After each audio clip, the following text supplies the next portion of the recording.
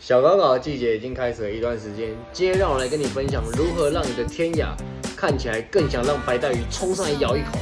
其实也非常简单啊，我们一般的天涯长成这个样子，而我呢会在我的天涯后面加一只这个小卷，让它再这样配嘞，看起来有没有更诱人啊？当小卷加上你的秋刀鱼这个尾巴，两个一起抖的时候，白带鱼就非常的喜欢了。这样子你学会了吗？底下留言告诉我，我是木炭，我们下集再见。